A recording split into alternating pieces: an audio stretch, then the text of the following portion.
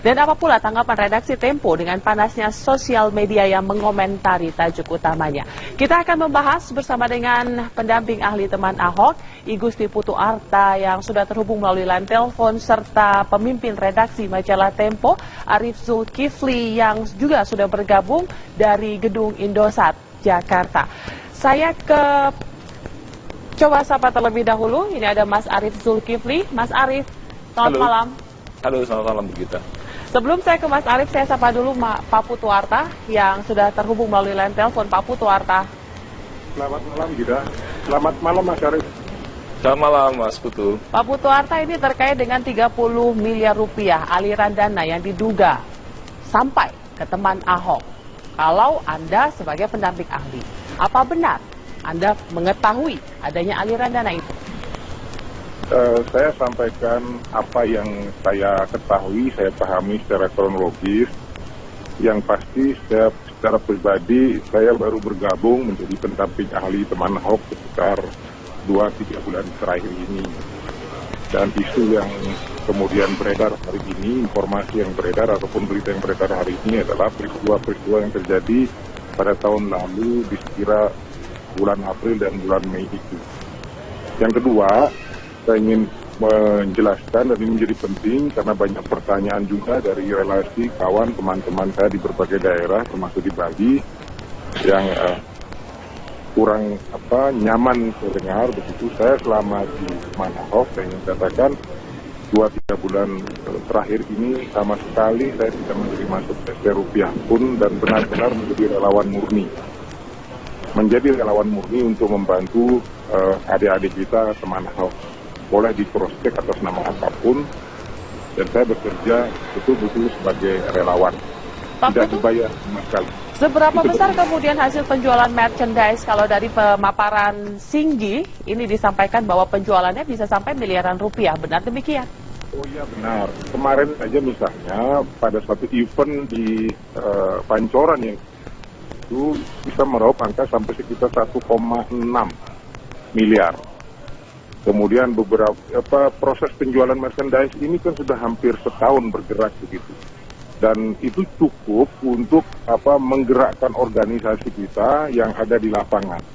Maka saya ingin kan begini, pertama kami mengapresiasi apapun yang sudah muncul di publik selama ini.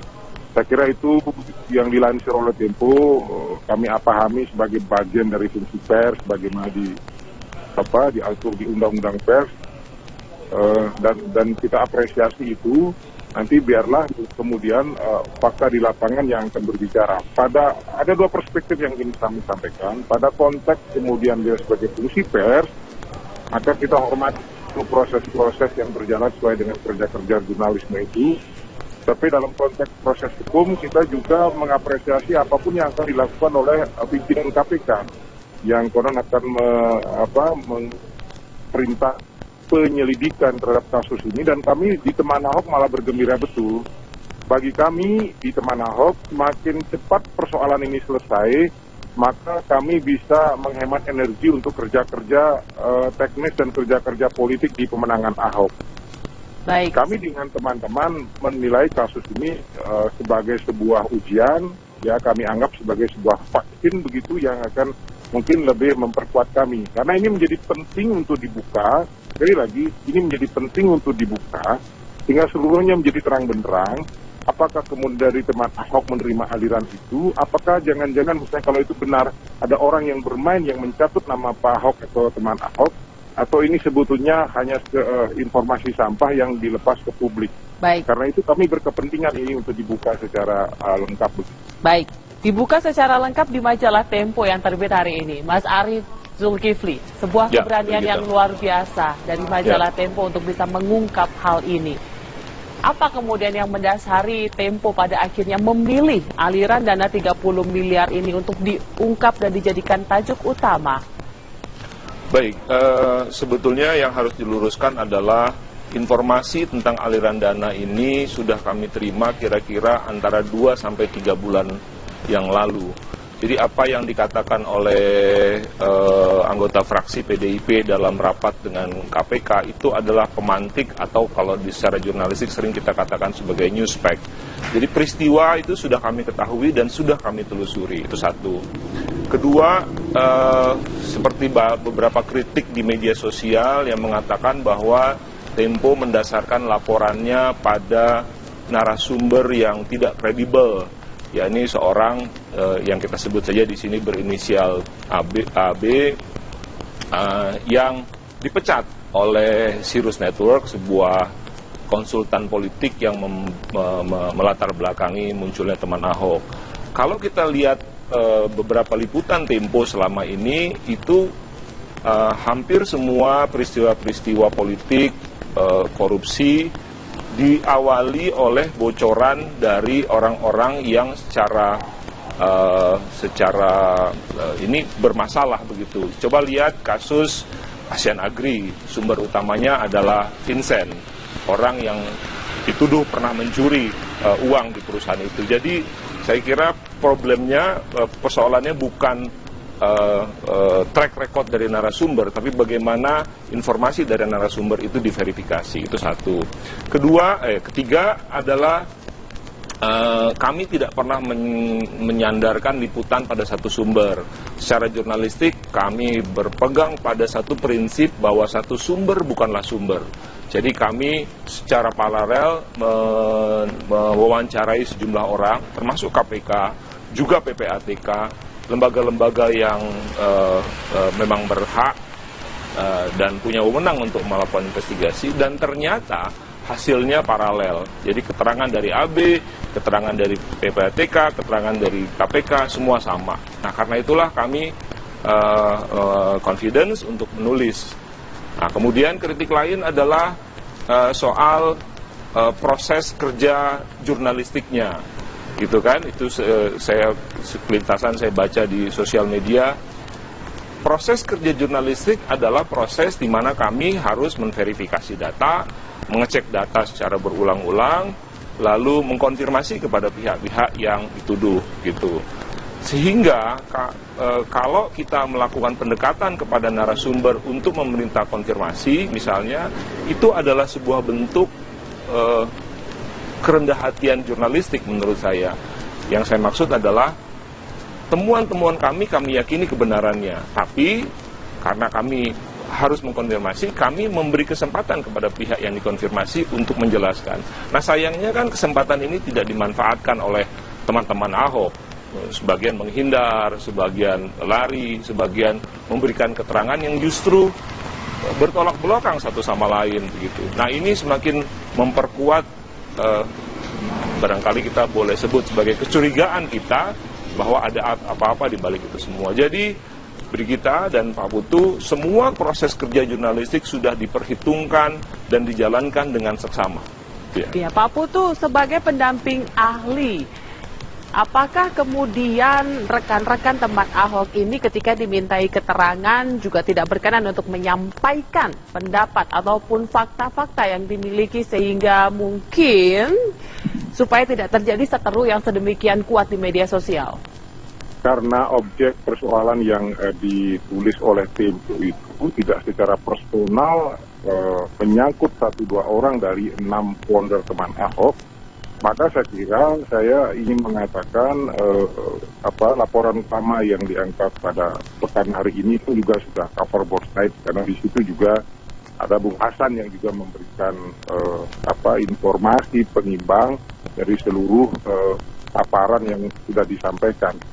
Kalau kemudian kami membaca dari seluruh laporan utama yang disampaikan di Tempo hari ini, maka sebetulnya kan tokoh-tokoh yang disebut itu minimal betul dari nama-nama kawan-kawan yang ada sekarang ketika berkaitan, founder maksud saya 5 orang ini, ketika berkaitan dengan soal tudingan aliran dana itu. Karena itu memang saya sangat memaklumi kalau Amalia, Bowo, dan kawan-kawan ini memang mereka tidak tahu apa-apa soal perkara ini. Dan karena mereka tidak tahu apa-apa, saya memahami betul mereka kemudian tidak bisa memberikan informasi daripada terjebak anak-anak muda ini dengan sesuatu yang mereka memang tidak tahu. Oke. Saya kira itu statement saya. Pak Putu Arta, bagaimana kemudian hubungan sampai saat ini teman Ahok dengan Sirius Network yang tadi juga sempat disampaikan bahwa ini merupakan awal dari berdirinya teman Ahok? Pengetahuan selama ini yang sudah sebagaimana disampaikan juga oleh Sigit, salah satu founder teman Ahok, memang di awal Bung Hasan memberikan status pinjam 500 juta untuk modal awal bekerjanya teman Ahok, termasuk peminjaman tempat lokasi yang sekarang menjadi sekretariat teman Ahok di sebelah kantor Sirius. Lebih bahwa kemudian ada persoalan apa di balik itu, saya kira biarlah kemudian proses hukum ini yang akan membukanya. Bagi kami, sekali lagi bagi kami, apalagi saya secara pribadi yang dengan tulus hadir untuk ikut memberi warna dalam proses demokrasi yang berkualitas, maka kami berkepentingan kasus ini kemudian seperti hanya disampaikan oleh KPK untuk segera diselidiki dan dibuka secara terang benderang. Baik, bicara tentang dana, tadi ada aliran dana mungkin dari Sirius yang kemudian dipinjamkan. Kaitannya dana dengan Tempo, apakah benar Tempo ini juga kesulitan dana? Jangan dijawab dulu Mas Arief. Usai jeda, Mas Arief akan menjelaskannya kepada Anda. Tetaplah di Kabar Hari Ini. Majalah Tempo yang terbit hari ini dengan sangat gamblang kemudian menjelaskan dan menceritakan mengenai aliran dana 30 miliar yang diduga diterima oleh teman Ahok. Tetapi apa yang mereka lakukan justru dikaitkan dengan kondisi ekonomi dari majalah ini. Mas Arief Zulkifli mesti menjelaskan apa benar ada kaitannya dengan kondisi ekonomi dari majalah Tempo? Ini yang saya sebut berulang-ulang sebagai proses membunuh, membawa pesan atau to kill the messengers. Jadi kalau Anda diberikan surat oleh seorang tukang pos, Anda tidak terima terhadap isi surat, Anda tidak mempersoalkan suratnya, tapi Anda mempersoalkan tukang posnya, gitu ya. Tentu saja ini sesuatu yang sangat tidak relevan. Apa yang dilakukan Tempo adalah sebuah proses kerja jurnalistik yang bisa kami pertanggungjawabkan. Sehingga menurut saya yang paling pas adalah persoalkan apa yang kami tulis. Di mana salahnya, di mana lemahnya, di mana bolongnya, itu yang harus dipersoalkan. Tapi orang-orang yang menghindar atas substansi, yaitu apa yang ditulis oleh Tempo, mengalihkan ini menjadi persoalan dalam Tempo sendiri. Jadi ini menurut saya sesuatu yang sangat menggelikan. Tapi Anda tanya, saya mau jawab. Betulkah Tempo mengalami kondisi keuangan yang buruk? Oleh sebuah akun anonim itu disebutkan dia mengambil dari laporan keuangan dan disebut itu sebagai sebuah kerja investigasi. Ya, menurut saya itu bukan kerja investigasi, itu pekerjaan yang sangat mudah karena Tempo adalah sebuah perusahaan terbuka, tinggal buka situs di bursa dan Anda akan dapat laporan keuangan Tempo gitu. Lalu kemudian yang kedua, dia mengatakan bahwa laporan keuangan Tempo memburuk pada tahun 2015 dibandingkan 2014. Ya tentu saja, karena apa? Karena dua perusahaan utama yang menjadi backbone dari Tempo, yaitu majalah Tempo dan Temprint, sebuah percetakan, itu berbeda performance bisnisnya pada 2014-2015. Pada 2014 kami mendapat banyak pekerjaan karena ada kaitan dengan pemilu. Kami mencetak kartu suara, mencetak kertas suara dan sebagainya. Pada 2015 tidak ada pekerjaan itu. Jadi sesuatu yang sangat wajar. Tapi sekali lagi saya katakan tidak ada kaitannya sama sekali. Kerja jurnalistik di Tempo itu adalah kerja yang sangat independen, nggak bisa begitu itu dipengaruhi oleh misalnya kondisi keuangan tadi. Bagian iklan dan bagian redaksi itu dua hal yang terpisah sama sekali di majalah di Tempo. Boleh saya? Yes, Pak Putu mau menambahkan?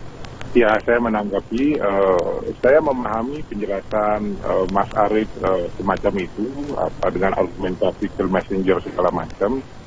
Tapi barangkali juga saya mencoba memahami dinamika yang terjadi belakangan ini, betapa mereka kemudian yang melakukan serangan balik kepada Ahok, pada Tempo misalnya, menyadari betul suasana politik yang terakhir ini seolah-olah Ahok dipakai target untuk dibunuh lebih cepat. Bagaimana caranya sehingga Iya, tidak bisa saya menurunkan kira diri. begini lah Pak Putu Ya. ya. Makanya Kesalahannya adalah Pak makanya Putu. sebentar, biarkan dulu saya selesai sebentar, itu Ya. saja. Saya ingin kemudian, karena itulah saya mendorong proses ini baik dalam konteks kerja jurnalistik maupun dalam konteks proses hukum untuk segera diselesaikan sehingga terang, sehingga kemudian Ya. Silakan. asumsi yang dibangun orang, jangan-jangan Tempo dipakai alat untuk memukul Ahok, akhirnya akan terbantahkan kalau ini kemudian sudah terang benderang. Nah ini Mas Arief masih jelaskan Iya. benar Saya sebagai kira alat. saya kira begini ya. Hubungan kita sama Ahok ini kan luar biasa baiknya. Ingat pada 2006 atau 2007 Tempo pernah memilih Ahok sebagai salah satu kepala daerah terbaik ketika dia masih di Belitung Timur. Hubungan itu sangat baik, kami bisa wawancara, kami bisa bertemu secara reguler dan sebagainya. Saya kira kedekatan ini disalahpahami.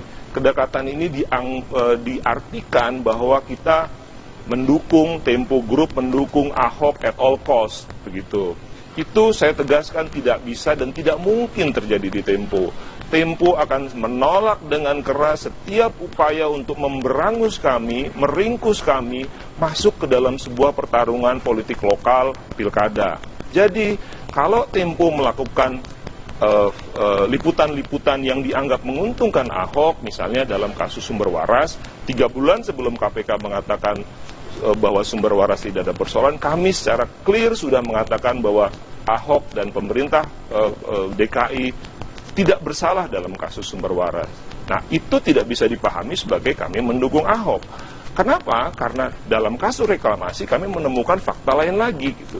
Jadi jangan dicampur adukan. Nah, yang saya dengar adalah ada semacam kemarahan begitu, kok teman yang tadinya bisa makan bareng tiba-tiba mengkritik dan menulis dengan begitu keras begitu. Jadi inilah sebetulnya sesuatu yang salah gitu ya. Lalu apa dong Mas yang membuat kemudian Tempo setelah 3 bulan mengetahui data ini pada akhirnya baru sekarang keluar setelah Karena kemudian ya. gubernur marah-marah? Kaitannya bukan gubernur marah. Kami sih gubernur marah nggak ada persoalan, mau marah kayak mau teriak itu bukan urusan saya gitu. Saya sih tenang-tenang aja. Nah, yang menjadi trigger dari ini adalah satu, faktanya sudah cukup kuat. Kedua, nah ini secara jurnalistik harus dijelaskan, ada yang namanya newspack. Newspack adalah sebuah peristiwa yang membuat sebuah liputan punya alasan untuk diterbitkan atau dikeluarkan. Apa itu? Pertemuan antara KPK dan Komisi 3 di DPR. Jadi ketika itu dibicarakan, nah orang pengen tahu kenapa ini ada begini, ada apa dengan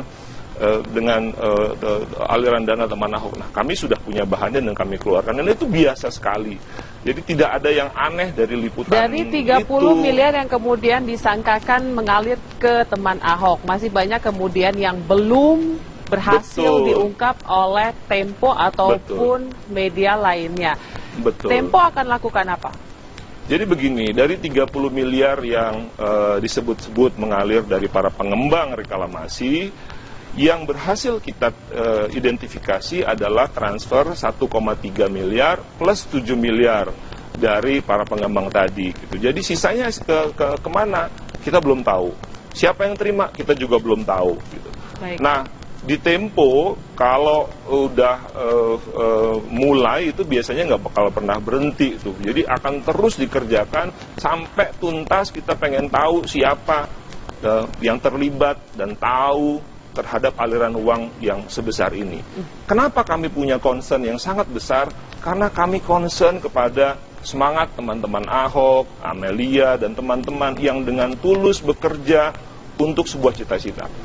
Jadi kami punya concern terhadap mereka yang tulus dengan menunjukkan bahwa sebuah kegiatan politik lewat jalur independen yang mulia ini terbuka kemungkinan untuk masuknya free riders.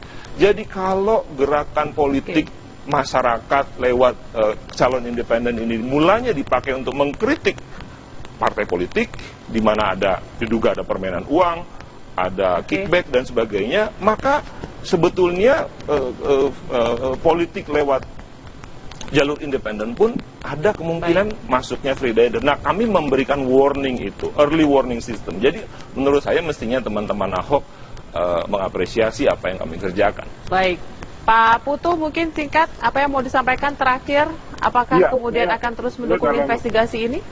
Oh betul, sangat-sangat mendukung. Oleh karena itu sejak awal kami sampaikan bahwa ketika kita kemudian melakukan proses penggalangan dukungan kepada Ahok, kita mulia kita termasuk itu yang kemudian mendorong saya ikut bergabung adalah bagaimana kami menangkap gelagat anak-anak muda yang hebat ini ingin membangun satu sistem nilai apa yang kita sebut sebagai demokrasi partisipatif.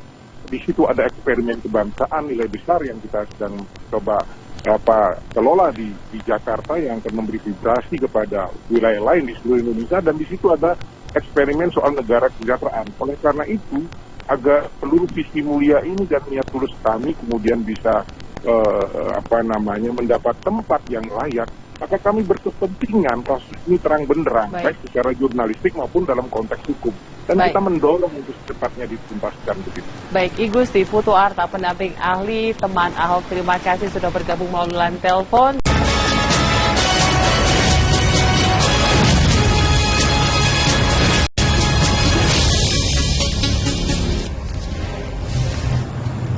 Ya, musyawarah daerah DPD Partai Golkar DKI Jakarta memutuskan mengusung Gubernur Petahana Basuki Cahayapurnama di Pilkada DKI 2017. Namun Dewan Pembina Partai Golkar belum memberi lampu hijau atas dukungan tersebut.